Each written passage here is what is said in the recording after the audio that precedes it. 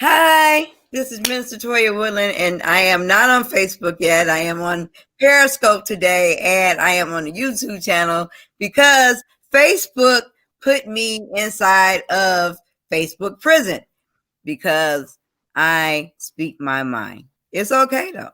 I'm all right. I will be broadcasting this on Facebook. I will put it on streaming on Facebook after a while when they let me out of jail. I'm sorry about that, guys. So today I have Miss Michelle Lee Parker with me, and we are going to be talking about healing in the Black community, healing with women in the Black community, and some of the issues that we go through in the Black community. And we're going to touch on topics like domestic violence. We're going to talk about sisterhood. We're going to talk about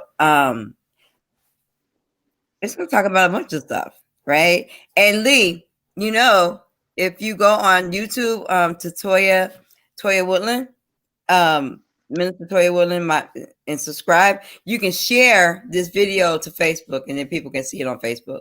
I can't share it, but you can, which is, they won't let me do anything. My feelings are hurt too.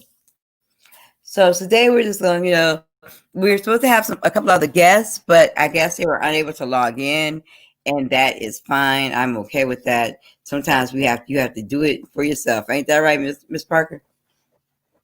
Correct. So today we're just gonna start off. There's this new thing, Lee, that they have. They go around. It's called hashtag blame the Black man. They said one of us. I saw a post that said Anthos from the Avengers, the bad guy, the villain from the last Avengers movie. He got all of the Infinity Stones. Hashtag blame the Black man. Like it was, yeah. I guess you have to be like a Avengers person to know what they were talking about. But they were saying there was a black man's fault that the villain had all the Infinity Stones and killed off half the population.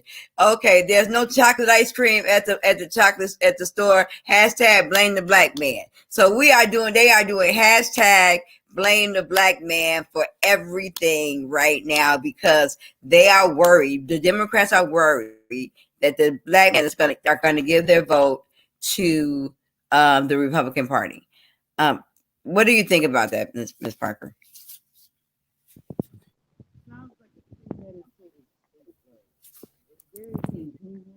That's just like, well, as a you're right, your volume is low. They always blame. I said that by them saying hashtag blame the Black man for an election that is not fully completed yet shows that they're willing to throw our Black men under the bus for any given reason at any given time. They have been thrown under the bus continually, even before buses were invented. The gondola, whatever, the chariot, the fire shit, whatever is unpleasant, let's throw our Black men there. No, I think not.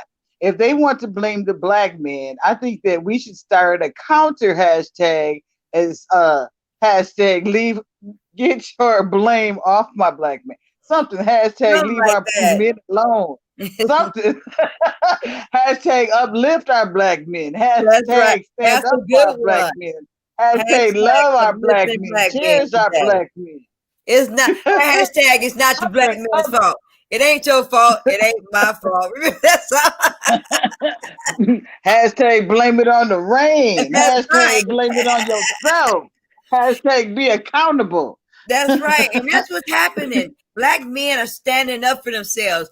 Biden, oh my God, hallelujah. Biden authored the most horrific crime bill America had ever seen, right? I got a cousin that's still in the joint from 1999 for a $50 bag of cocaine, right? A Ready Rock. That's what they was calling it back then. It was Ready Rock in 1999. It wasn't even crack. They didn't even call it crack yet. It was still Ready Rock, right? So he had a $50 bag of rocks, and he is still in jail. He still got 2 more years. He got a life sentence for $50 under Biden's crime law, right? At the time, a lot of us were pretty much unbeknownst, and there were a lot of things going on, and they did what I call fear mongering, and they conjured up extra fear and told us about these super predators that was coming out to get us. And so, of course, we wanted to be safe, and so we thought it was a good idea to vote for this amendment. However, I was one of those people that was politely telling my friends, you need to watch out for some of these things.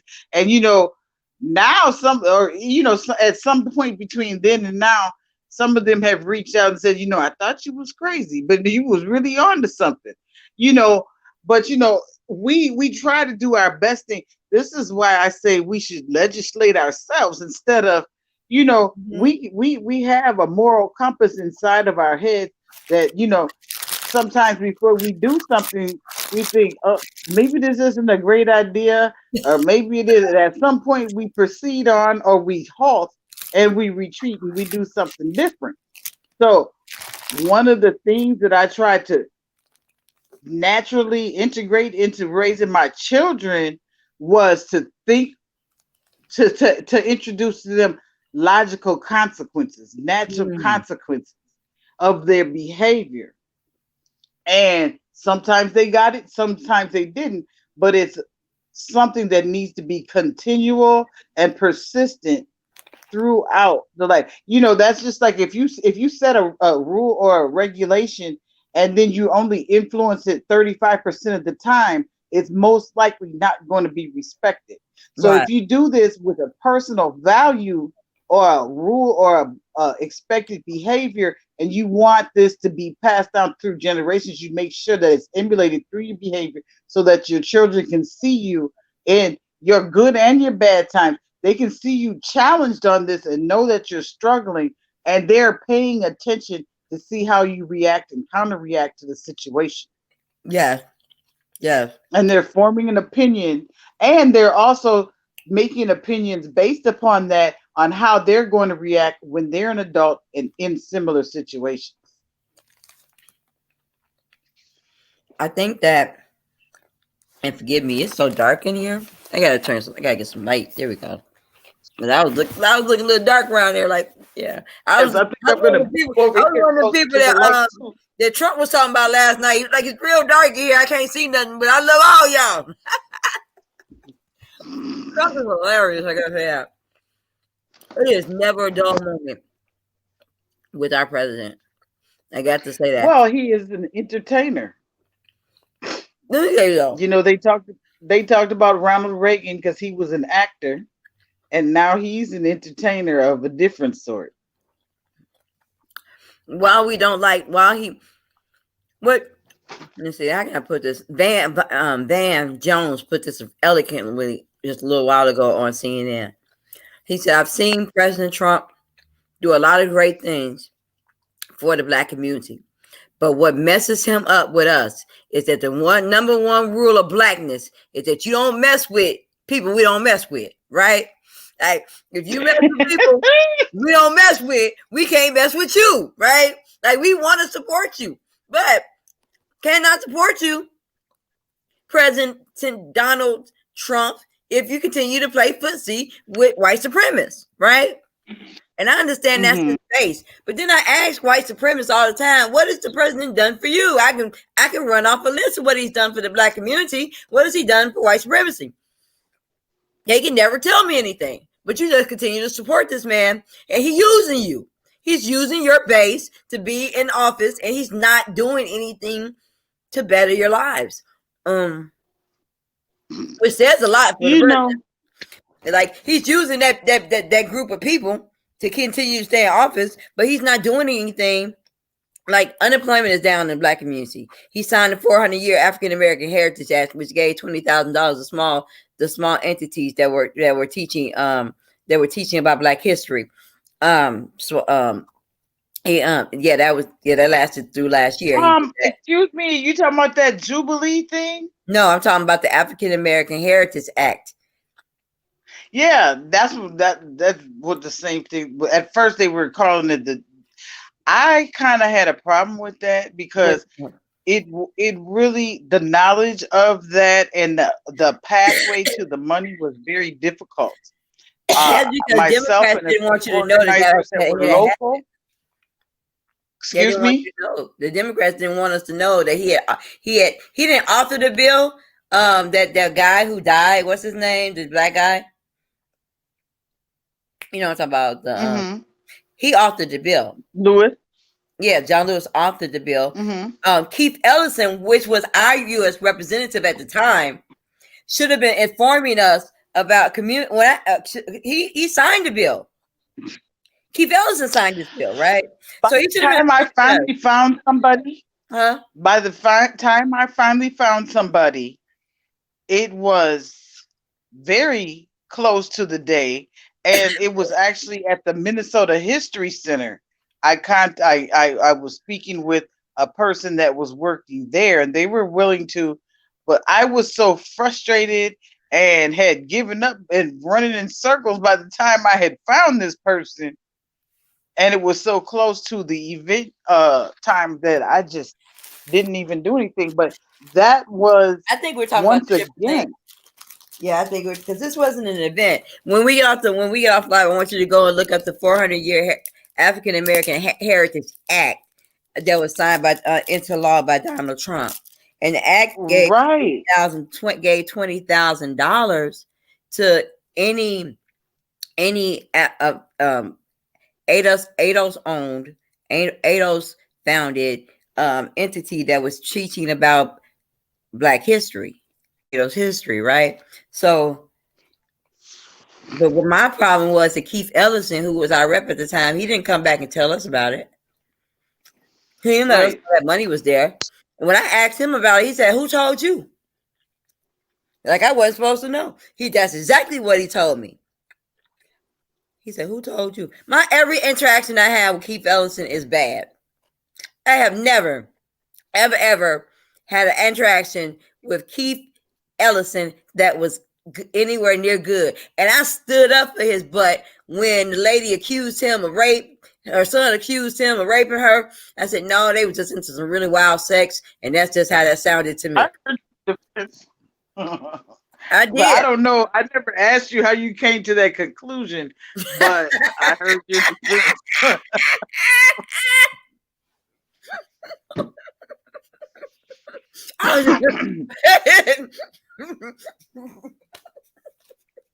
Okay.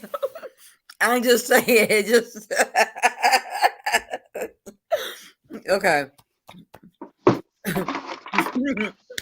Well, oh boy, the older I get. I gotta tell people this is how Lee and I talk all the time, right? Like we had these conversations. Like this is the best person. Oh, is it Daphne? Hey, Daphne.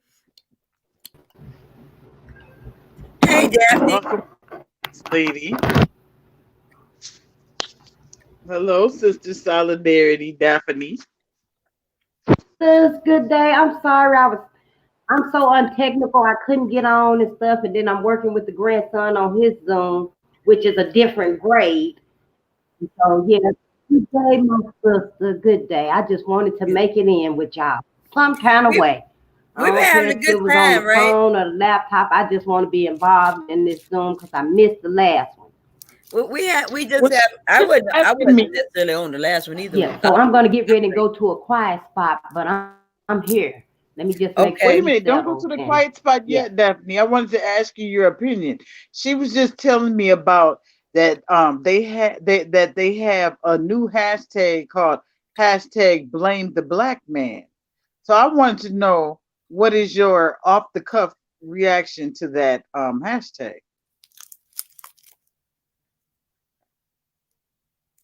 Did you do that? She muted. Why she muted? She gotta unmute herself. Oh. Daphne, did you hear the question? Or you don't want to participate, you just want to listen today? No, she just muted. Do you know she gotta unmute herself? I can't do it. Okay, well, you can go on to the next thing. Maybe she'll come back later. Well, I do want to elaborate more on that because I don't like the fact that they're trying to split up the black man from the black woman. On one hand, the Democrats say the black woman is the backbone of the Democratic Party, and thank God for the black woman. She the backbone of the black community and all of that, right? And then they'll say, forgive me, anybody who's gonna be watching this later. And then they'll say, the black man, he doesn't do this and he doesn't do that, but they're mad because black men are showing up to the polls, and they want the black man to show up to the polls on behalf of Biden, the same man that put more black men in prison than there was enslaved in 1802. So you want conscious black brothers in the hood who remember the 1994 crime bill to go to the polls and say, we're going to vote for Biden, even though Cousin Junebug is still in the joint, even though I was in the joint for 10 years, even though I just got off paper and it's the first person I'm voting for in 20 years, you want me to vote for this man who authored this crime bill and who it had it signed into law. Heck to the no. But what they do realize is that what they do understand is that they worked last year. And some of them didn't work under the Obama and Biden rule. They do understand that how home ownership is up for African Americans. There wasn't up in Obama. Matter of fact, we had those balloon interest rates, and then Obama, what did he do? He bailed out the banks and not us. Him and Biden. Well, you know what? I'm involved in a class action lawsuit because my home was foreclosed upon as a predatorily foreclosed on as a predatory consequence. And I still haven't heard from that. I haven't heard any resolution on that. My family had suffered hardship because of that, you know. And and I also know that God has something greater in store for me and my children. So, these things of this world are temporary. However, there was a lot of blood, sweat, and tears put into that, and it was just, that wasn't right. That was all done just for the fact of taking it away. They say Obama couldn't do anything because of the Republican Congress, but what he was able to do was kill Bin Laden. He was able to was that Bin Laden that he killed? Was it the one that was making all the videos? He was able to stop the pirates. He was able to bail out big banks. He was able to do a lot of stuff that did not help black people, ADOS people. It was everything he did. He could do everything but help ADOS. So I guess when it came to Congress, and the Congress didn't want him to help us. Is that what it was? Because black people lost 50% of their wealth under the Biden. Biden. That's a new name. We can call it like they merged the star's name. Biden. Yeah, but under the Biden rule, that's what we're gonna call it. Under the Obama Biden rule, 50% of our wealth. So we were talking about the hashtag. They blame the black man. They got a new hashtag called "Blame the Black Man" because they're scared that the black man gonna give his vote away to the Republicans. So what is your thought about that "Blame the Black Man" hashtag? I think it's a fallacy. Yep, I really do. And I feel like it's getting to the point where all these hashtags is really taken away from the severity of what we trying to keep the focus as. I mean, that's the first thing we do is throw out a hashtag and stuff. And they do go far and wide. I believe that. I believe you can look up one day and see the next hashtag. But I do believe to a degree they taken away our stance on how severe and how important the issue is. Some of our issues, because we use hashtags for everything, for the plate of our food, that we done cooked, and where we visiting, our new accomplishments, and I kind of feel like I do use them sometimes, but especially when I'm making one new, and and I do want it to take a notice and stuff, but I feel like personally for us, and then I also feel like they are triggers too. everything. I feel like everything on Facebook, on the social media, is part of the algorithm that attaches to our frequencies. They're looking for our thoughts and the way we think and the way we trying to go to strategize. And so yeah, I'm kind of like, give me the pen and the paper, but you got to keep up with technology because it is leaving me behind. So that's how I feel about the hashtags. But yeah. But what they're trying to say is that because the black man, they're trying. First of all, black men, their votes are important. They're voting. Mm-hmm. Right? They're voting more. And because black men are voting more, they're scared that they're going to lose, that Biden and Harris are going to lose because the black man is showing up at the polls. And so they're saying, this is what the Democrats are saying, if Biden doesn't win, it's hashtag blame it on the black man. Blame it on. So now everything, like I saw a post earlier today said there's no chocolate ice cream at the store. Hashtag blame it on the black man. And so now we want to blame everything on the black man. Yeah. Now he can now he's just exerting his voice, right? They want to sway his voice to be on their side. Why would he want to vote for somebody who put him in prison? His cousin in prison, his uncle, dad, Well, as far as I'm concerned, they can blame both candidates for something horrible that happened into their lives. But it's always a case of choosing the lesser of two evils. That's crazy because you're saying, you just said a whole bunch right there, and it's just like. I don't know where to start at, so I'm sorry. I'm gonna just let you finish. Well, it's no. It's ironic because we're all Green Party members, right? Yeah. Yeah, we down with the Green, right? So go Green, yay! I know that's right. So we don't have to choose the lesser evil. We just got to choose our evil. If that's what you're gonna call it. I mean, we got our own president to choose from. No, and we need 5%. We need him to get 5% of the vote here in Minnesota. Desperately. That's what we need to be focused on. Getting Howie Hawkins 5% of the vote. We need that. So I don't have to go out and get signatures anymore. We can be on the ballot. Well, see, one thing is that I was surprised that I don't know. I just didn't see Howie Hawkins. I still haven't heard anything about him. Someone called me talking about would I vote for him, and they were supposed to send me some information, and I didn't get it. I did a live one of these with him and Angela.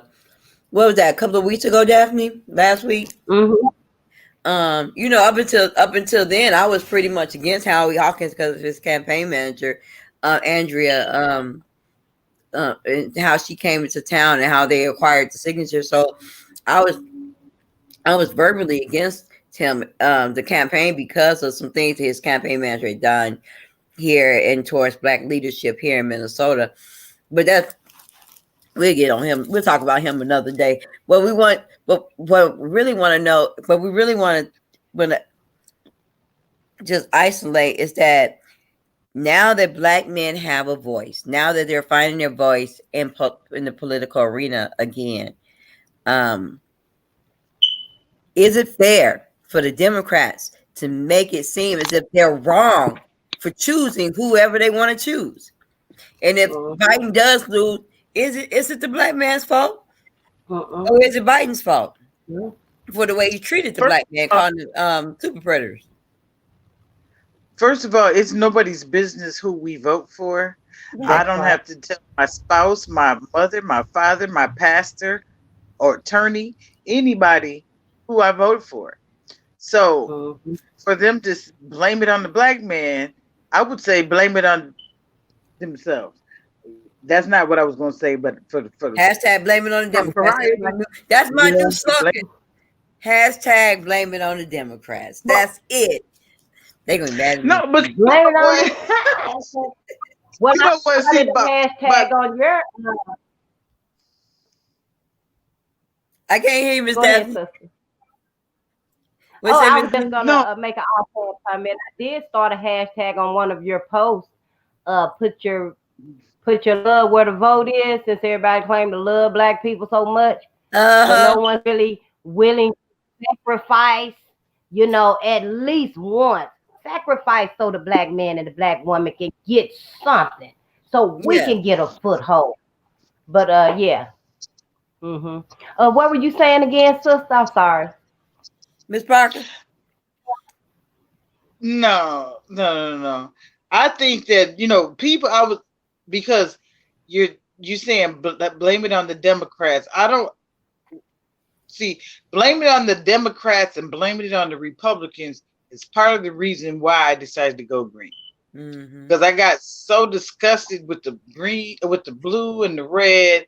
They should just merge together, make one purple party. That's what. That's what's gonna happen. Folks, get to the business at hand. Let us look. Roll. I got short sleeves on. I don't even have to roll them up. I'm ready to do this work here. Okay. And isn't that what you said, Minister Toya? Yes, I want to see them crumble and become one, because they're not beneficial to us, right? They're not beneficial to us as a people, bringing us reparations, trying to give it, home. We are doing worse. We did worse under Obama, who was supposed to be black, and we were bamboozled. We were tricked. We were. I didn't hear any trickery. I think that the Black America just assumed that he's got a black father. He's down with us. He's gonna paint the White House black. Up in the morning, and everything's gonna be copacetic. And I kept saying, you cannot vote for a candidate solely upon their genealogy. You have to remember that while his father is black, his mother is Caucasian. He's still half and half. That had nothing to do with it. And his father wasn't American. He wasn't an American descendant of slavery. He was an African who came here, knocked his mama up, and left. So he probably got some issues with that. So he get it on his old girl. Like, he came here, hit it, got her pregnant, and left. Like, I'm out. Like, I'm out on him. But he knows his father's family. African wife. That's what he did. He left here. He came here, got the white girl pregnant. So, oh my God, what I do that for? And then he done got down on her. Yeah, and went back to his African wife in Kenya. Like, that's why he wasn't even. He's not even one of us. But a foolish person to squander their vote simply based upon the color of someone's skin. Okay, everything. I try some days to go. I cannot go a whole day without someone making it a black or a white thing, Asian or a Latino thing, Inuit, or it's always something. Yes, with have to do with race. And then so today I've gotten through without people. Well, no, I didn't until I came on this call, because it was hashtag blame the black man. So we got on here, and then is the red and the people purple. Red and the blue people purple eaters. Let's blame it on them. So no matter what color it is, it's still the other color. It's not our color. And see, that's another thing that I can't stand, is when someone says that doesn't happen in our community, that's so-and-so's community. We don't do that. That's them. They do that, because there's always dysfunction no matter what the shade or the hue of your melanin. Yes, and once we can get past that and get to the root problem, then that is more of the problem than the root problem. All these diversionary things that are put in the way to cloud us and confuse us and derail us from the main event, the main attraction, the focal point. And see, we need to do that and focus instead of be distracted. They've got so many distractions out there for us, and then they've got all this information that is too much to consume and to decipher, and then we have to hurry up and click it in a box. Yep. So this is why we need to be active and be informed throughout the years, and not just on that specific day in November or that primary day. That's a great segue into our next piece. And we were talking about the melanin, and with our melanin comes a lot of trauma. Like, we have generational trauma. Unlike any other race, any other group of people, American descendants of slavery have trauma from slavery. I think, and I don't know about y'all, but I feel some kind of way. And I tell Daphne this all the time. I can't watch certain television shows. Like, I can't watch slave shows. I can't watch those with people in prison. I'm very sensitive to, and it's almost as if I was there. You know what I'm saying? It's almost like I have to relive it every time I watch it, right? And it's like scratching up that scab. That's that trauma. It's like scratching up that scab. Once you think it's almost healed, then here somebody comes taking the scab off it. Right. Now you bleeding all over again. And I gotta see somebody getting beat in the street by police. So it's almost if I'm so connected to that when I see it, it makes me, it's like nails to a chalkboard all up in here. And I can't bear it. And people think, well, why can't you bear it? I just can't. And it's like my insides start crying. I know it's like you feel like it's tearing your inside, just grabbing it, stabbing it. Like, people can watch. You could be I tried to go watch 12 Years a Slave, right? You would have thought I was watching Halloween or something. I'm in there like this. Yeah. And you'd have thought I was watching some type of horror flick, because I'm under my date like this. Yeah. It takes a while to get past that. But you can get past it, but it's different for each person. It's so I think it's called empathy, and it seems you have a whole lot of empathy where you feel it more deeply than other people that's watching the same thing.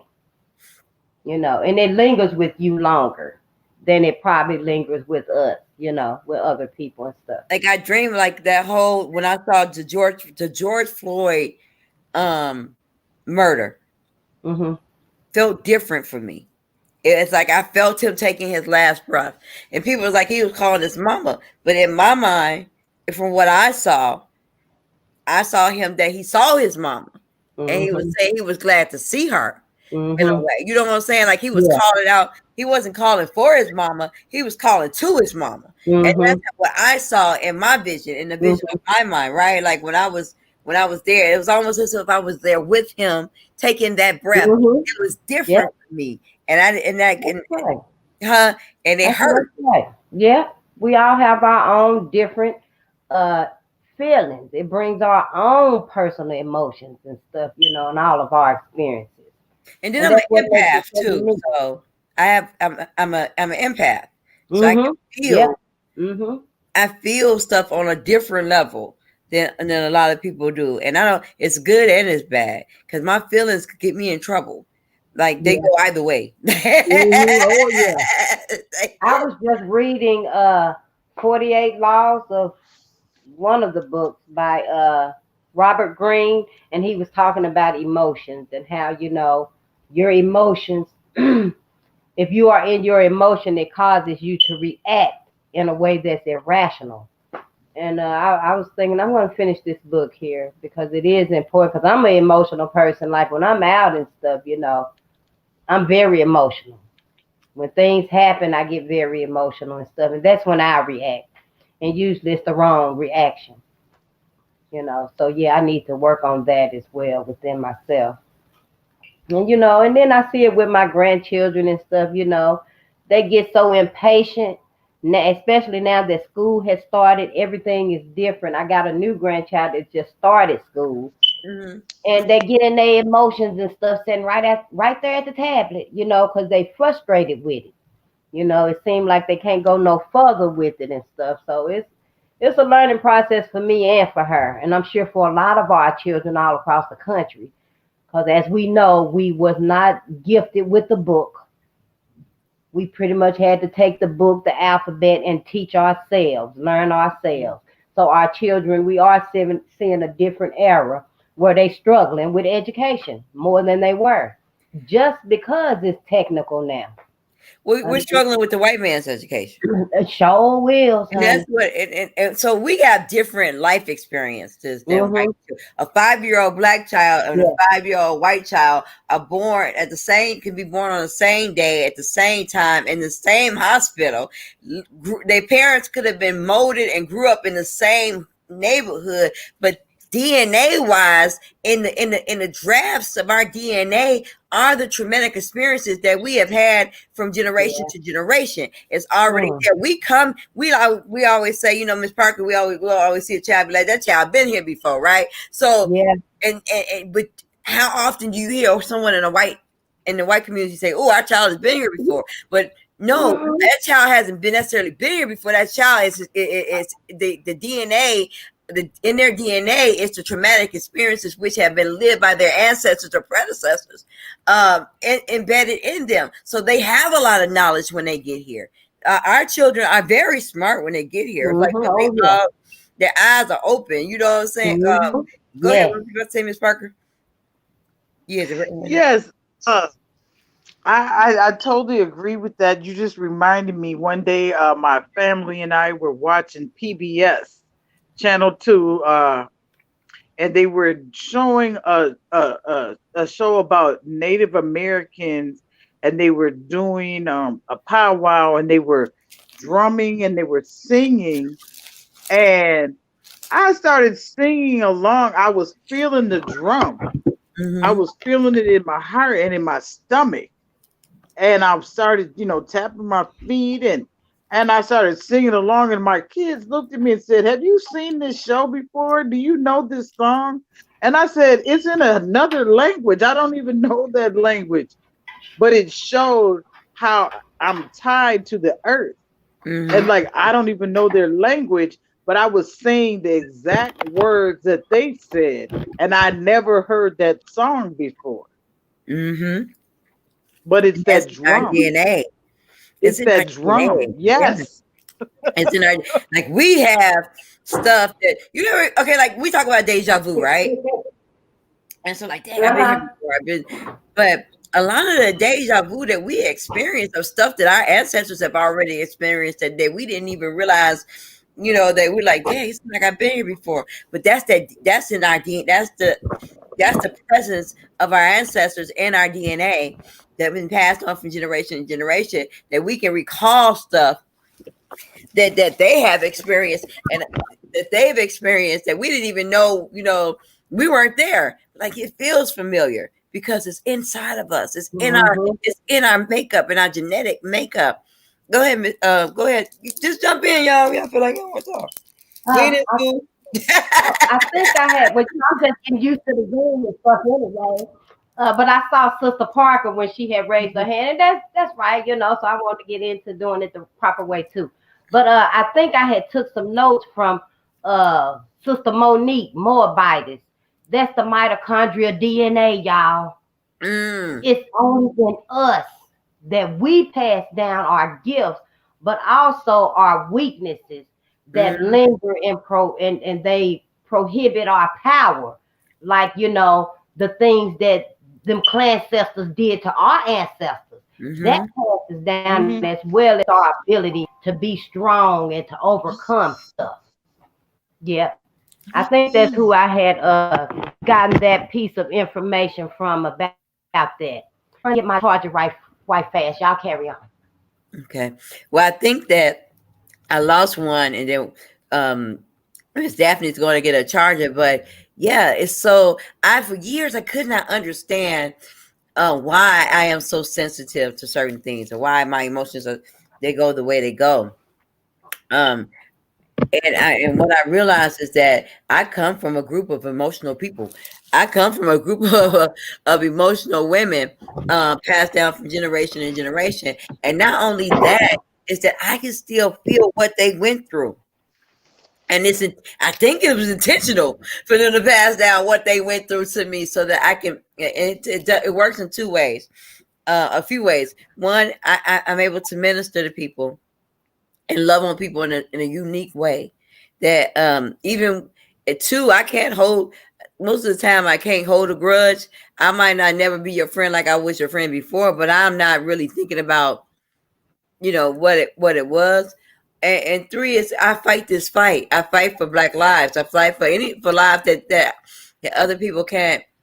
They don't have a voice. So that's what being an empath has allotted me to do.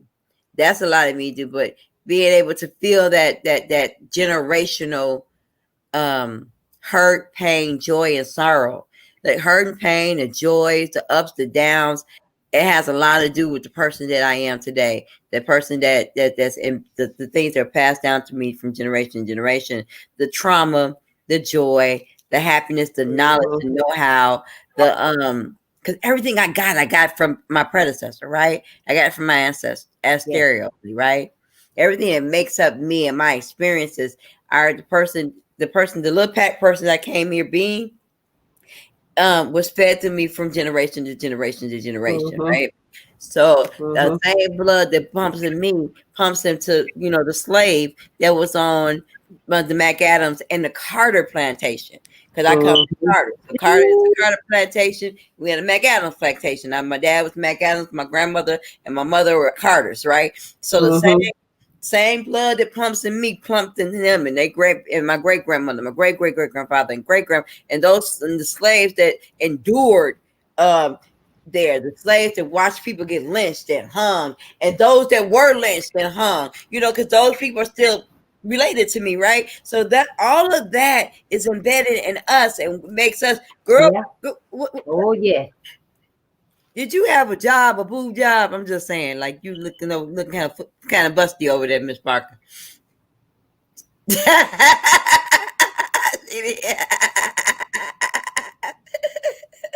Did she hear me? Did you hear me? I'm just messing with you. I don't think she heard me. She looking serious. Can you hear me? She muted. You muted.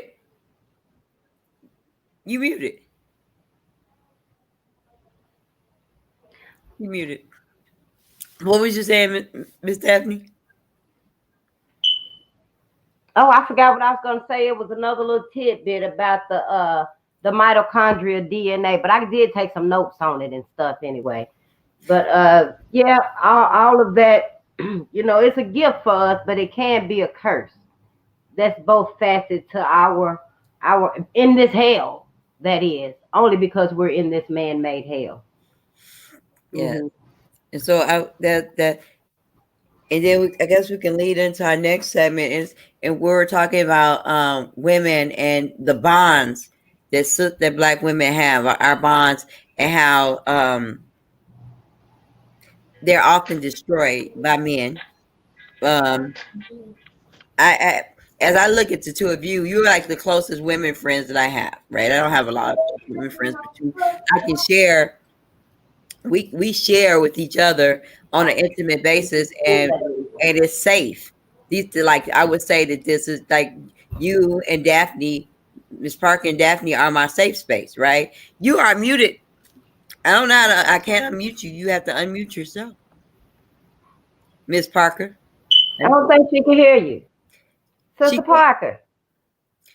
Oh, write it in the chat. I cannot hear. I lost sound. Oh, you hear now? I'm going to leave and come back. Okay. All right. Oh, I was trying to send her a chat real fast, but I'm slow. It shouldn't show it, but I'm really enjoying this show. And when Sister Parker gets back, I'm hoping that we can have a better sister solidarity. And I know it's just for these few days and stuff, but if we can try to continue something, even on a lower scale. Chats though, like I like these live streams. Maybe we should do one of these every week. I do like them. Because we talk like this. This is how we talk, right? Like we just have a conversation that we have every day, right? So and can I tell you? Go ahead, because I'm gonna hold on to this. We just shared it with the world. That's what we doing. Like we having these conversations, and what we're doing now is we shared our conversations with you. because these are stuff that we actually talk about. Like we talk about sister solidarity. We talk about, hey, Miss Parker, Good day, sister. welcome back. I can hear a lot. Hercules.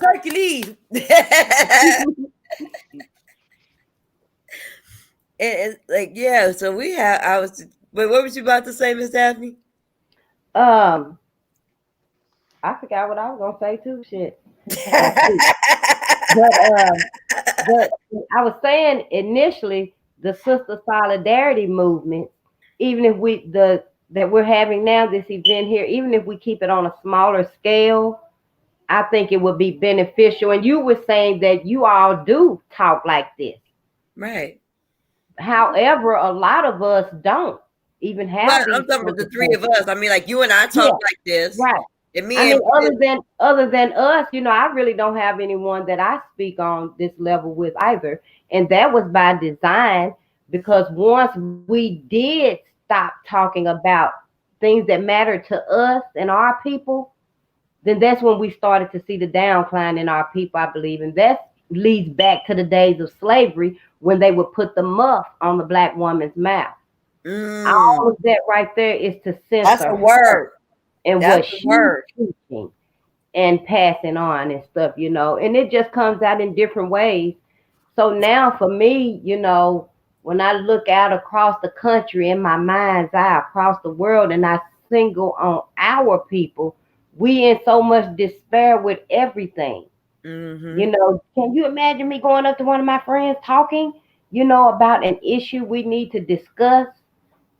You got to make sure you prep that first, Yep. because it's really, And you it would gotta just, make sure that you're safe. Like it's hard to find as black women, it's hard for us to find safe spaces. When I yeah. say safe spaces, I mean other black women that we feel safe sharing with. And like Mm-hmm.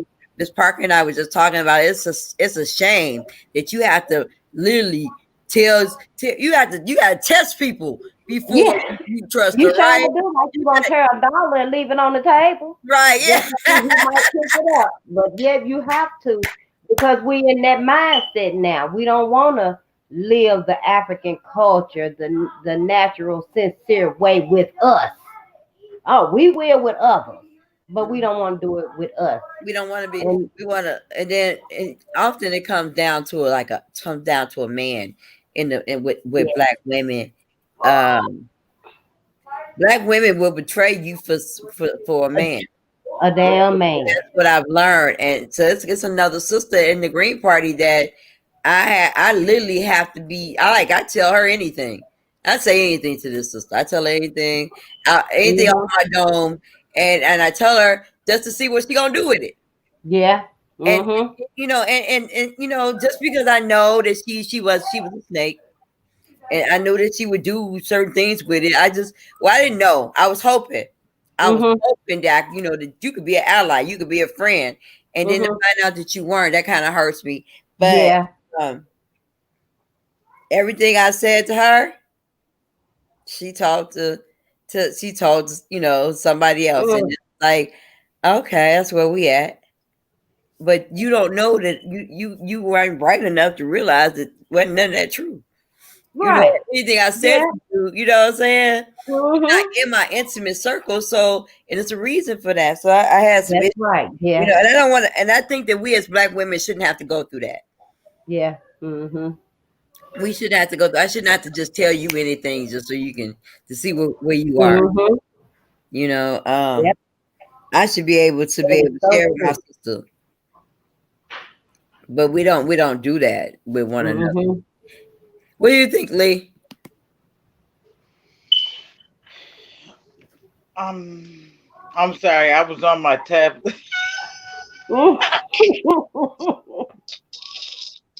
Somebody messaged me with something important. I heard part of it, but I wasn't listening to it all. We were just talking about being able to bond with other sisters, and being having that trust factor there, where we Yeah. can share, and how sometimes we allow brothers or men, hashtag blame it on the black man, Oh. And it's 9 times out of 10, it's always a man. Always. Hashtag blame it on the black man. Right. Yeah. I need to go home. But yeah, it's like hashtag blame it on the black man. It's that we sometimes. But I would love somebody. Is that you? Somebody calling you, Destiny? Yeah, somebody's calling me, and I don't know. It's not even showing me who it is. Oh Lord, I gotta take this call. Okay, we'll be here, sister.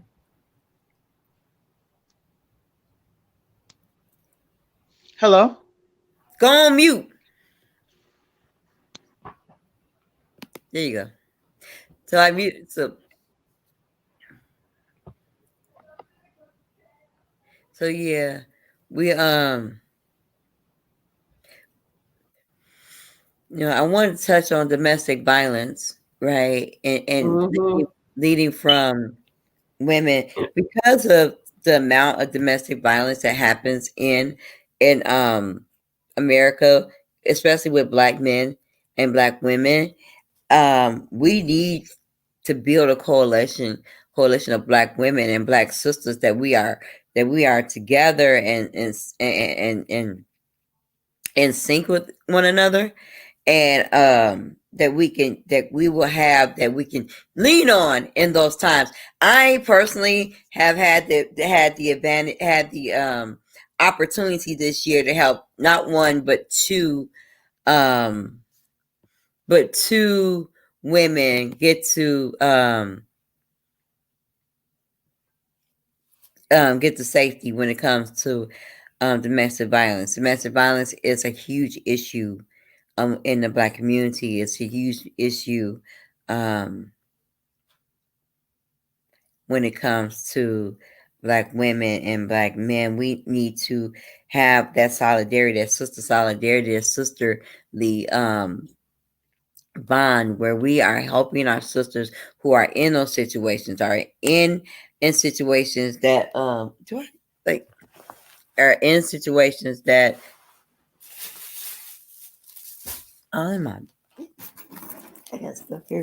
in situations that are with people who are hurting them, that we are able to help them and to bring them to a safe place. Do more than just send them to a shelter, where we're able to offer them transition from out of that place, maybe back home if necessary, maybe to another city, another state. Help them obtain a new social security number, with restraining orders or whatever it is that they may need to get out of that situation safely. That's what I'm finding that we need to do. I think I lost my two guests, but I wanted to touch on domestic violence while we were during Sister Solidarity Week, because there are a lot of women. You would not believe the women who go through domestic violence. Ministers go through domestic violence. Lawyers go through domestic violence. Doctors. It's not just some woman who doesn't have a career or somebody who's a housemaker. It's not just people who are in poverty or below the poverty line. There are a lot of women in the Black community, in the ADOS community, who are suffering from domestic violence, who need help. We need help right now. Like we need to have funds available for our sisters when they need help. We need to have the tools available to help our sisters who can't get out of those situations, get to transition out of those situations for them and their children. And I thank God that God has given me the opportunity to put that in my spirit, where I want to help women who have been, because I'm a survivor. Let me say that. I am not, I never do I never want to let people know who I am and where I come from. I am a survivor of domestic violence. I married a man who did not know how to keep his hands to himself. It was only because of my vanity. My vanity that kept me out of that situation, because he keep hitting me in my face. What's wrong with him?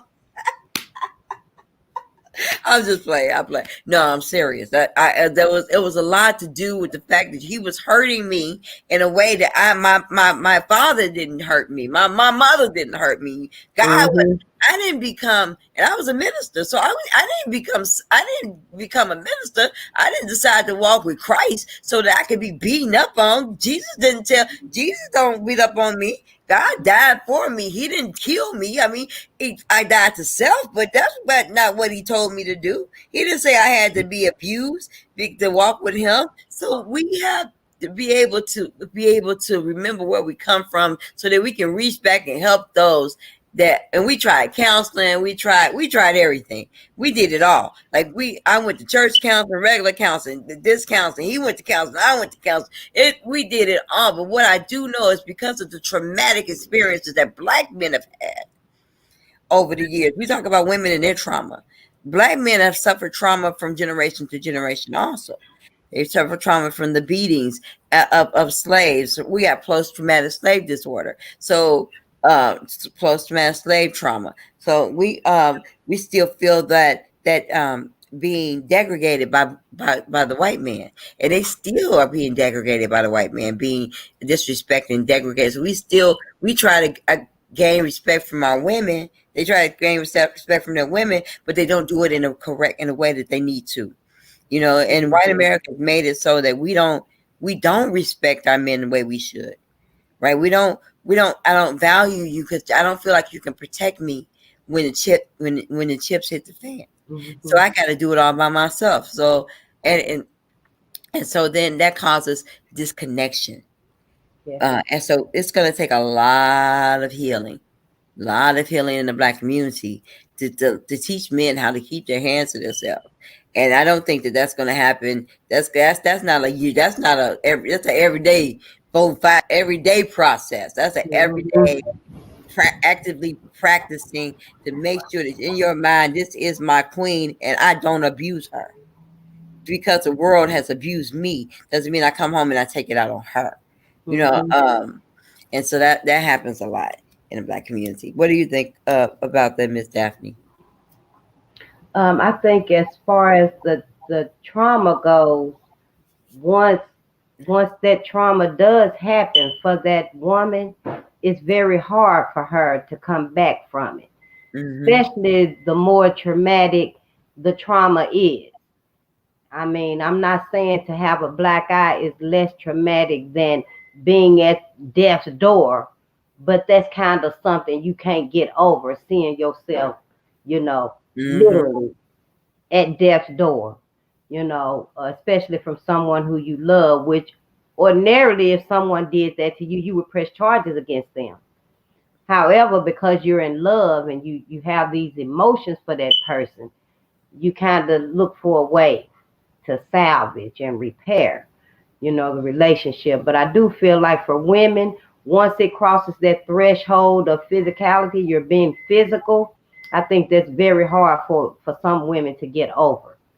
Yes. And it's hard to bring back the praise, even when you are in counseling, because something I've recently learned was that no matter how much counseling you get, that doesn't guarantee it won't happen again. And that leads me to what you just said, to piggyback off what you just said, that it's a everyday, every hour struggle to retrain your mind, and see your woman as a queen, see yourself as a king, But I understand in the throes of the moment, all it takes is a split second. A few weeks ago, I went to the rally and march for Elisa Gomez, and she was strangled by a man 12 hours after they got married. She met him on Facebook, but and it was very emotional to be there for any woman in that situation. I'm a survivor also, But I know for a lot of women, it takes up to 7 times to leave. And for a lot of women, they do have resources, financial backups that they do have an opportunity to leave. But for a lot of us, Black women, we don't have that opportunity either from lack of funds or transportation. Leave and have nowhere to go, you know. And I feel like for us, there should be some really extreme, for all women that's going through it, there should be some really extreme practices put into place. I remember during an era when I was a little girl, Black women would have the red porch light. If you see her red light on her porch, you know her husband jumping on her. And that way, you know, neighbors would come over and, you know, intervene or break it up. Somebody knock at the door, you know, anything just to give her that break in the moment. And so when I had went to that event, I think Communities United had shared it or somebody shared it and I saw it on my page. So I went to it for her. And I was thinking, what can us as Black women do for us? Because there is a commercial out there. If you can call Pizza Hut and say, yeah, I need a small pepperoni, whatever that code is, they're going to send someone. But we don't even have that luxury. Because by the time it's gotten to that point, our husband, men, lovers, boyfriend, would have been no yank the phone out the wall or threw it and broke it. So I've really been thinking, what else can we add to help protect ourselves and our sisters, our nieces, our daughters, and cousins who are in domestic violence situations? And the only thing I can come up with similar to that porch light is it's going to have to be a siren. A siren, it can go next door. Whoever got it on their phone, it can go next door to the pastor, to your mama, your neighbor. I mean, you know, it's going to have to be something extreme, especially now with the lock-in. You know, a lot of women and children, we trapped in the house with them. You know, it's not as easy to just get up and go outside anymore. Hardly anyone's working. So to be in that situation is very scary. You know, on any level. I mean, I met a white woman. I met a white woman at the grocery store at the very beginning of the pandemic. And you know, part of my platform is I'm fighting against domestic violence, and I want to introduce that bill called Fear No More. And so I was talking to her, and she said, "I'm experiencing this right now. Right now." I said, "Well, what do you want to do?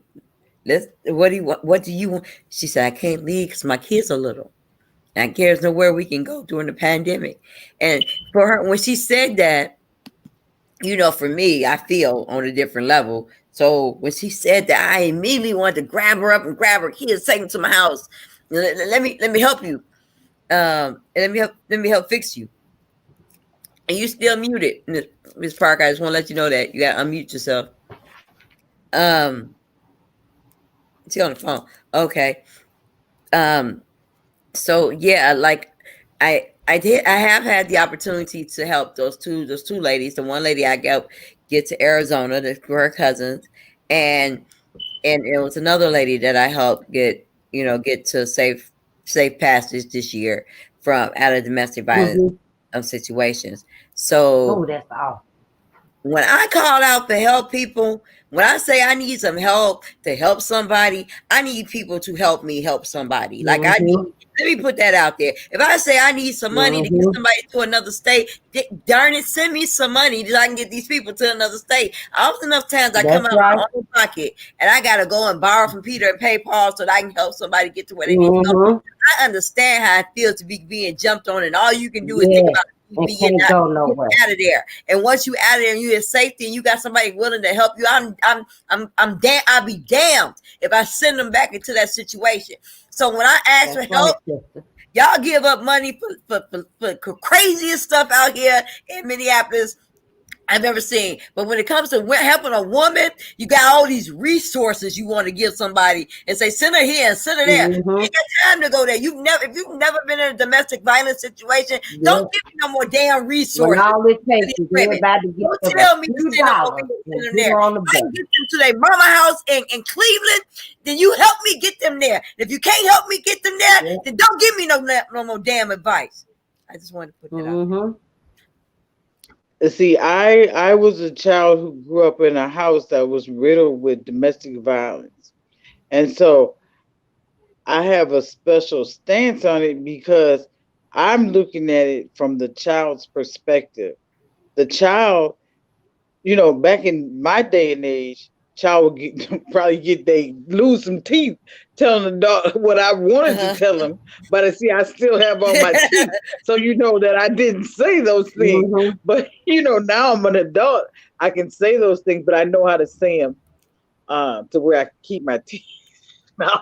I'm joking about it, but it's very serious and very hurtful to me. There's nothing funny about it, especially when you're a child and sometimes there's alcohol or other self-medicating methods being partaken by the adults, and the child has no dominion, say so, or really anything. And a lot of times now our children are being what is called adultified. Oh, yeah. They're being put in grown folks positions and then told to shut the fuck up because they're just a child. And see, they get conflicting messages and then they rebel because they didn't ask to be put in that grown folks place.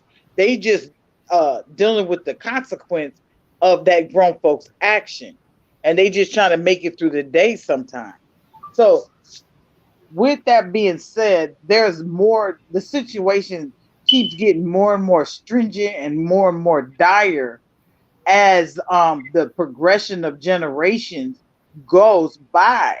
And and I don't want to change the tide of the conversation, but it also reminds me of something biblical because there's certain curses that are doomed to last through so many generations. But I bind those right now because those generational curses are coming to an end. This new generation, I claim the healing for them. I claim the walking and the breaking free. I feel the chains are falling off of them. But to keep them off, there's so many other things, all these different subjects that Toya has brought up during the conversation, blaming the black man, not trusting our sisters, giving misleading information just to test someone is not really it's something that it's another survival tactic that we had to resort to. It's something that we didn't want to do. We didn't plan on doing it, but sometimes we've done it. But these are things that need to be thrown out. They need to be thrown out with all the other mispractices that we sit up here and condemn. And by us, tiptoeing around the subject and not addressing that elephant in the room is making us just as wrong as the ones that put that elephant in that room. Take all them peanuts and let it get so big.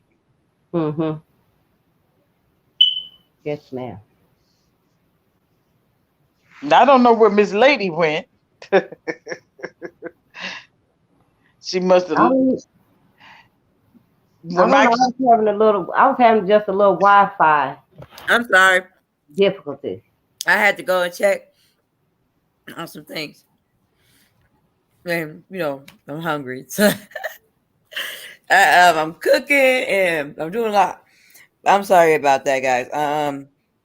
So we're almost at the end of our live, and we can just do a recap.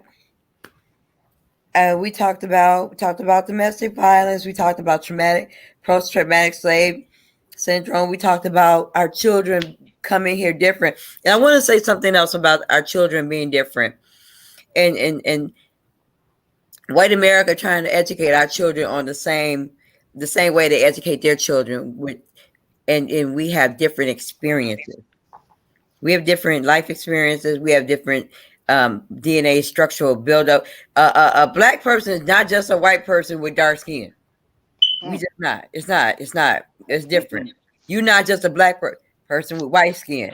And people are like, well, we all bleed the same blood, but We all don't have the same DNA makeup, same the DNA structural makeup, the same things that are passed down from generation to generation to generation. You're not there's rarely a lot of trauma. Not to say that everybody doesn't experience trauma. Like people do experience trauma, but we experience generational trauma. And so when you talk about educating our kids or dealing with our kids, we snatch our children out of our homes and put them in homes with white people, CPS, they cannot begin to understand the makeup of a black child, because the makeup of a black child is our structural DNA is not the same as any other child that they'll ever come in contact with. Why do you keep taking our children and putting them in white people's houses that don't understand them? I need to say that. Like you want to make it so that we're all the same. We're not all the same. That's not saying that black people are different, are better. We're just different. God made us differently. He gave us melanin to protect us from the UV rays of the sun. We lived in a certain part of the world. He didn't want us to burn up. Pray to Jesus. He gave us elasticity because we lived longer where we lived, and we didn't want us to be all wrinkled and old and looking and all bad. Be pleasing unto himself. God loves beautiful things too, and he made us in a beautiful way. He gave us kinky hair. I'll never have lice because lice can't survive in my hair. They can only survive in the oil based of the oiliness of the Caucasian hair. They can't survive in our hair. That is an urban myth. I know an African American child who did receive lice, and we did put tons of grease in their baby. I put the grease in there. That's why they get lice. Well, we don't have oily hair. We have dry hair. Cool stuff that the doctor did. I said, okay, now we gonna go get her. We got some bergamot. I said, them lice ain't gonna want to eat that. They don't. It's hard for them to live in the dryness and the coarseness of our hair. So if you know one, it's real rare. It's not something you gonna go to. It was a family of them, girl. We was greasing. We was at Earth. We was at Earth with the bucket. Was they mixed? No, girl, black. Okay. They straight up black all up and down with black hair and everything. Like straight up. The mama was mixed, but the mama had children by black men, so that's diluting her mixedness. Well, that's re-solidifying her mixedness. She was reinserting the melanin. But you know what?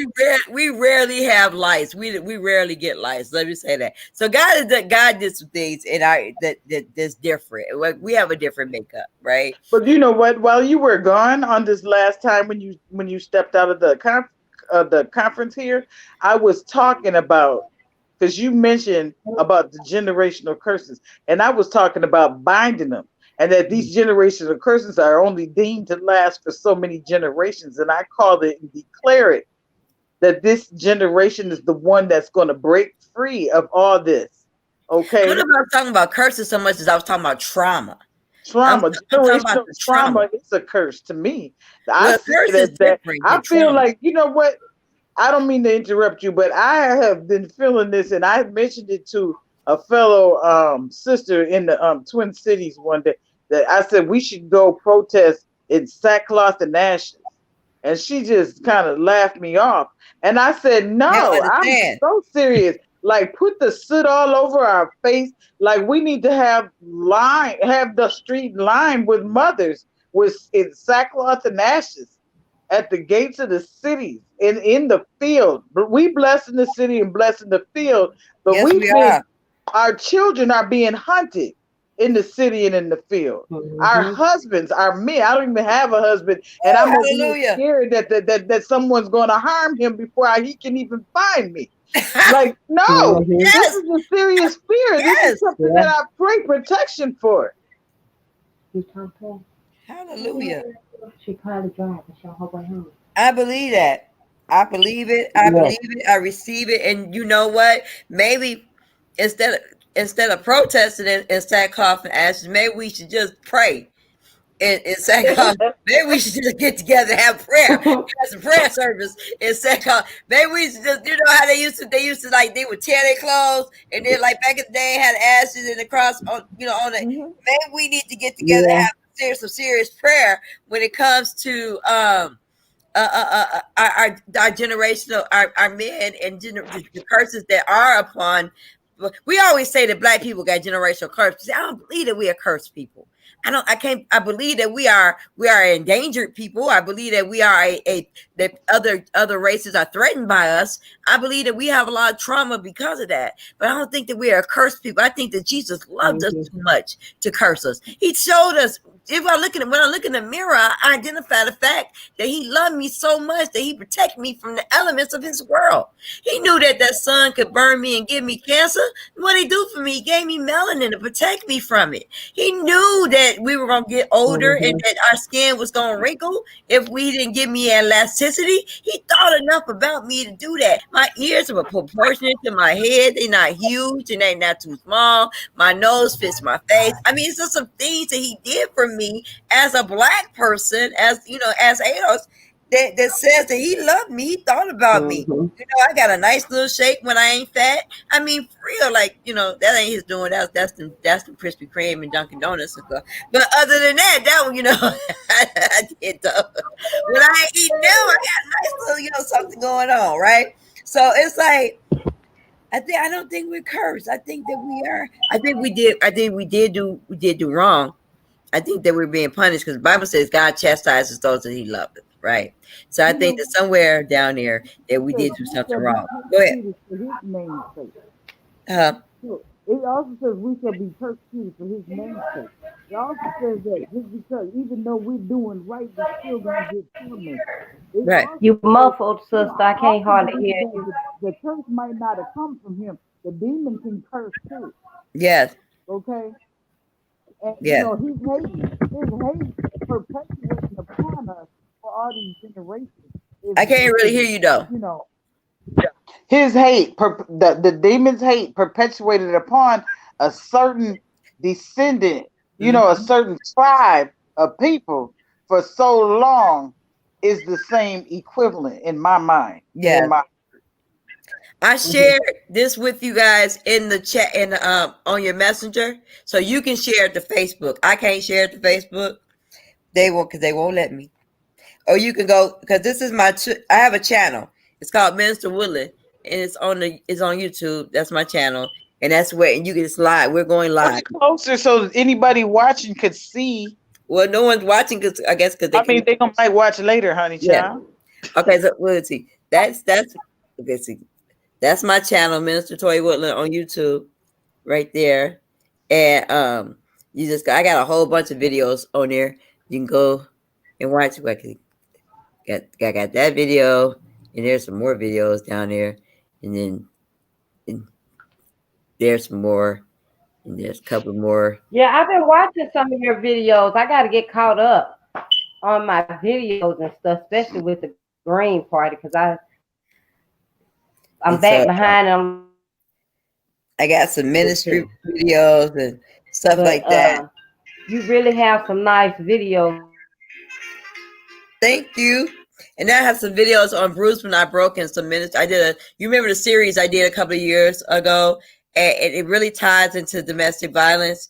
If you ever just want to go on Bruised But Not Broken and look at it, but I am so glad to be here. I'm glad you guys joined us. I want you guys to tell us a little. I want you to tell me, Miss Park, about your new organization and some of the things that you are doing right now that that you might want people to know and look into. I just went through a tragic thing. I don't have any backups and my laptop is down, so I have to rewrite my whole structure, which is fine because I have it in my heart, it's in my mind, and I already been living the word. Okay, so Minnesota Stomp is my acronym for Stop Terminating Melanated People, Start Treasuring our melanated people. And there's different factions of that. We got Stomp, Step, and Tiptoe, and it's They're awesome initiatives. There's another initiative I want to fly and run. There's all kinds of things that and it just there's so much. I don't want to go into details right now with it. There's more to come. Uh, there's many different aspects of it, and it's empowering, it's Okay. uplifting, and it's supporting the Black nucleus of the family, I like which is that. something that I don't see much of. It also welcomes other people in, but it's going to accentuate on the core of the group, and it's going to reflect our melanin being popping. It's about protecting melanated people in all aspects. Saying stop terminating our melanated people. There's many Mhm. ways to kill a person. You can Yes. kill them financially, physically, emotionally, mentally, Mhm. spiritually. So these are Yes. all ways that Yeah. we want to build up, Yeah, because these are ways that have been torn down systematically. So we've got to systematically counteract against all this destruction and come with That's some right. peace, some restoration, some love, and some promise and some uplifting. And that's what this whole theme of this conversation has been about. yes, Mhm. yes. What about you, Miss Can you, Daphne? What do you have? What you got going on that you want to share with the people? well, I have quite a bit I'm trying to get going, but as of now, I'm still at a roadblock with things financially. I'll be right there, son. Give me like 5 minutes. But I recently just got my apartment after 4 years of living out in the elements. Praise Which is God. why, Praise God. yes, which is why I'm really um, focused on getting my friends, our friends and families that are still out in the elements. We can't forget them out there. I can't forget them out there just because I looked up on a place. That's But right. so now that I'm in my place and stuff, I hope that I can begin doing some of my goals. I want to be able to teach more than just my grandchildren and Mm. prepare them before they get to school. I'm just gonna call it like it is. I want to get to their mind before they do.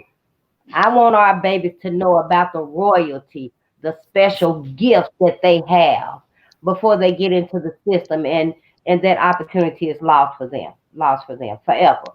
So yeah, what I do for my grandbabies, I want to do for all of our children. Um, I want to have in our communities. I want to start my own. I ain't gonna say nonprofit because I don't think that's for me. But I want to start my own 24-hour shelter for our unhoused friends and families. I don't care if it's just one room that I can put 25 beds in. Okay. I want to do things that I can, help my people with because I don't have any finances saved up. I don't have any degrees. I am out here where we waking up in dire extremes. We waking up on the bench, under some bushes, any place that's dark and safe. But in this type of element, there's no place that's dark and safe because your ass will freeze to death. you Yeah. know. So that's pretty much what I'm working with and stuff. I'm running everything with these poor man shoes on, and I'm running it.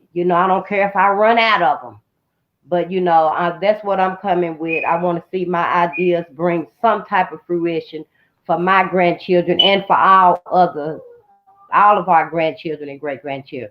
I don't want just my babies to grow up and to have a different perspective that's gonna it's gonna fruit them up. They're gonna be ready with this knowledge we have to give them about us. They Right. got us thinking our history began right here. It did not begin right here. And I feel like, once our babies are godly because they ready for this knowledge. That's why by the time they're in the second grade, they restless in school. What they're teaching them is not enough. It don't satisfy their mental capacity. Not our babies. It might satisfy theirs, but it don't satisfy our babies and stuff. So that's why I want to really do that part right now. Because with this Zoom and stuff, I know every day, every quarter that goes by, the mother who don't comprehend the technology, the child who don't comprehend the technology, they're being at risk because any day now, the government is going to come in and say, hey, we got a total of 15 tardies on your child's Zoom, quarter. And, that right there could have some consequences that we don't want our families to go through. I mean, we don't want our mothers to start getting letters that your baby has been truant for their Zoom. Now we got to open a case for neglect when we know that most of us barely do got the focus and attention to read a book, let alone get on the internet, find out which link meant what. It's just too much for us. And they have so to I have decided the all the things I want to laptop do and the and stuff, internet. I want to do that first for the children. We I have want to to have do the that. laptop, the internet, and all of that. And Yeah. I feel like that should have been invited by the school district. And so that's my thing. But I would and wrapping up, I've had a wonderful time talking to y'all. And let me tell you, people out there, like we talk. This is a normal conversation for us.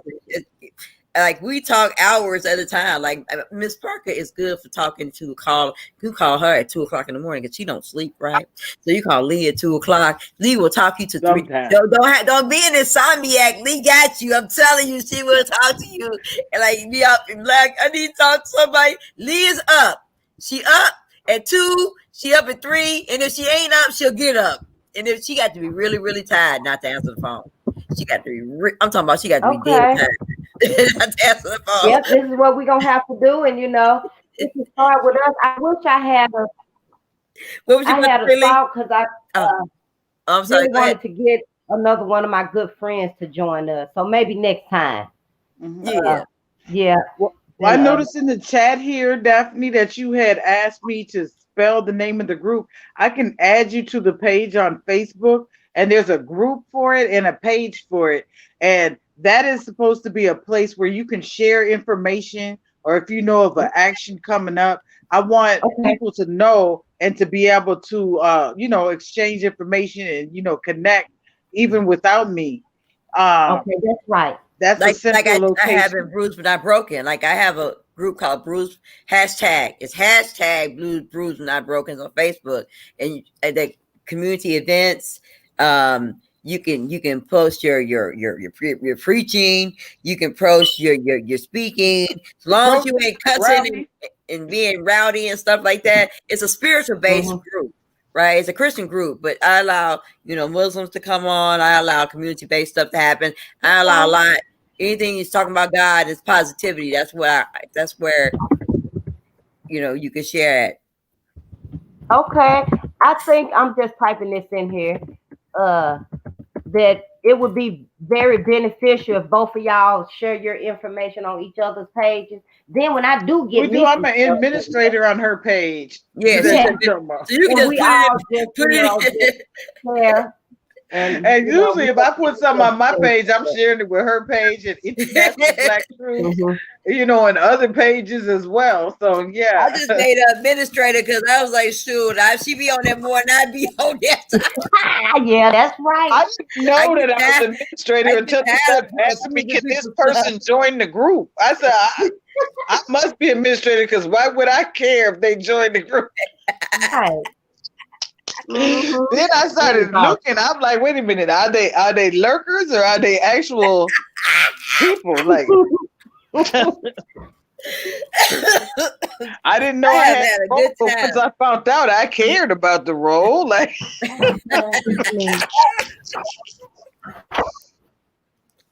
we gotta make Miss Joyce. If you get a chance, make Joyce Kelly a moderator or something, because she posts a lot in Bruised But Not Broken, but I always gotta go in there. Ask her first. Ask her first. Yeah, ask her that she wants to. You don't know if she's got a lot on her plate. I don't even know her. So for me, I'm gonna ask her. But she always posted it. I actually have to wait for me to approve it. You know what? I know. We just pre-approve a post. That's what I'll do. But I have really enjoyed you guys. I thank you. Again, my name is Minister Toya Woodland. I am running for Woodland for 5th District. Yay. write Toya in so we can win. I'm a write-in candidate, and I want to show you a ballot. I'm gonna show y'all a ballot. I got a ballot. My son got his ballot, and they mailed it to the house. So let me see if I can't find his ballot. Where is his ballot? All right, this is a ballot. Got ballots. Got ballot. That's how a ballot looks, right? All right. All right. So let me show you where you want to write me in at. Okay. So that's Howie. This is so Howie's on there, and he's with the Green Party, and the birthday party's on there too. Let's see. So y'all, that's what's his name? So we got U.S. representative. So at the beginning of the U.S. representative, it'll say Michael Moore. Michael Moore's with the, and then it'll say Lacey Johnson, and it says Ilhan Omar, and then down there it says write-in. It's a big old space. It says write-in. Guess who you gonna put there? Toya Woodland. Right there. Right there. Right. Big space. Toya Woodland. Matter of fact, we took a couple people to the polls yesterday, and they said Kanye West was on the ballot. He is on the ballot. He's right here. He's right there. That's Kanye. Kanye West is on the ballot. Yeezy. Yeah, Yeezy. He's gonna give y'all a pair of free shoes every vote y'all give him. That's right. Like, we got a bunch of people on the ballot. Donald's on the ballot. Joseph on the ballot. Endorse that message. Howie and Angela are on the ballot. They're right there. They're right there. Howie and Angela, right? Let's see. Howie and Angela are right there on the ballot. We got, and then way down there, I'm not on the ballot, but guess what? You can write me in. Write Toya in. Right there. Before we leave, can you reiterate your boundaries of your district? Okay. I am I am all of Minneapolis. The entire north, south, southeast, east, west, all of Minneapolis is me. Columbia Heights, Fritley, Spring Lake, Spring Park, St. Anthony, which is in Ramsey County. I got those 4 cities in Anoka County. Every little city around there: Fritley, Columbia Heights, Blaine, Spring Park. Those are mine. Not Coon Rapids. Is it Spring Lake Park or Spring Park? Spring Lake Park. Okay. Spring Lake Park, and and then I have three precincts in Edina. I have all of Richfield, all of Richfield, New Hope, no Bloomington. I don't have Bloomington's not me. New Hope, Crystal, Brooklyn Center, Robbinsdale. Is that Robbins or Robbinsdale? What state am I in? I'm in Robbinsdale. Robbins is in Illinois. Okay, Robbinsdale. I get confused. Robbinsdale, Hopkins, Golden Valley, where I live, St. Louis Park, Minnetonka, all of those in that little area right over there, but I don't have Maple Grove, no Brooklyn Park, and no Bloomington. And just about everything else is me. So, and anywhere you see Lacey or Ilhan, that's my district too. So what you're gonna do is you're gonna right there, you're gonna fill in the little dot. Let me see. I'm filling the little dot right there. Should I do it for them? Sure. I'll do it for them. And that's Toy Von's ballot. I can't. Toy Von might not want to vote for me, so I can't fill in his ballot. But right, I'm just that's where I am, and it says U.S. Representative, District 5, and write in. Don't forget. So, and if you want to, please contribute to my campaign, because I would love to be able to do some on-air commercials for the last week of the campaign, and I need to raise like $6,000. So if you could do that, that would be great. That would be awesome. So You can contribute at www.woodlandfor5thdistrict.org and hit the donate button, or you can I'm on Woodland for Congress at PayPal, or you can send it directly to me if you want to at my Apple Pay if you got my phone number, or whatever it is that you need. But I need help in raising some funds. And I just want to say thank you everybody for helping me out. Thank you for supporting me. Thank you for all those who have supported me. Thank you for the ones who didn't support me. You motivate me to do better. And so I just wanted to say that I love you all, and thank you guys for being on. And then any closing remarks? Just be done. How it's Love one another. Love, peace, and Afro Grease. Hey, see y'all later. We are our sister's keeper. That's right. We are our sister's keeper. Talk to y'all later. Love you. Yep. Love y'all too. Love you too.